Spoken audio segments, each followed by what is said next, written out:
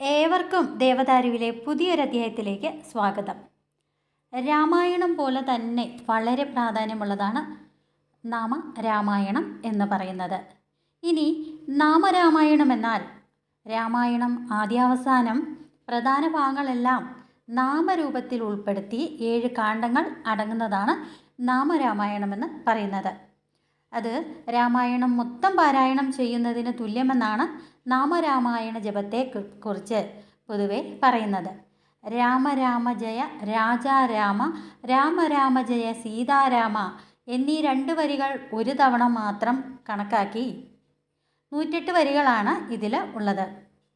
അതിനാൽ അഷ്ടോത്തരം എന്നും ഇതിന് പറയുന്നു. രാമനെയും ഹനുമാനെയും ഒരുപോലെ പ്രീതിപ്പെടുത്തുവാൻ വേണ്ടി ഈ സ്തുതികളിലൂടെ കഴിയുന്നതിനാൽ ഭക്തർക്ക് ഇരട്ടി ഫലമേകുന്ന ഒരു ദിവ്യമന്ത്രമായിട്ട് ഇതിനെ നമുക്ക് കാണാം.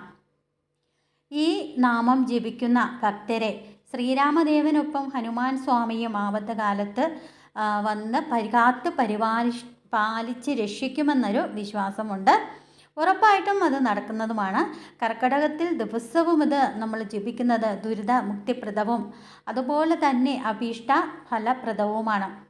അതിനാൽ രാമ ഹനുമത് ഭജനത്തിന് ഏറ്റവും നല്ല ഒരു സമയമായ ഈ കർക്കിടക മാസത്തിൽ എല്ലാ ദിവസവും ഒരു നേരമെങ്കിലും നാമരാമായണം ജപിക്കുകയോ അഥവാ അതിന് സാധിച്ചില്ലെങ്കിൽ അത് കേൾക്കുകയോ ചെയ്താൽ ഫലം സർവാഭിഷ്ടി ഫലം ഉത്തമമായ എല്ലാവിധ അനുഗ്രഹങ്ങളും നമ്മുടെ ജീവിതത്തിൽ ഉണ്ടാകും. തീർച്ചയായ കാര്യമാണ്.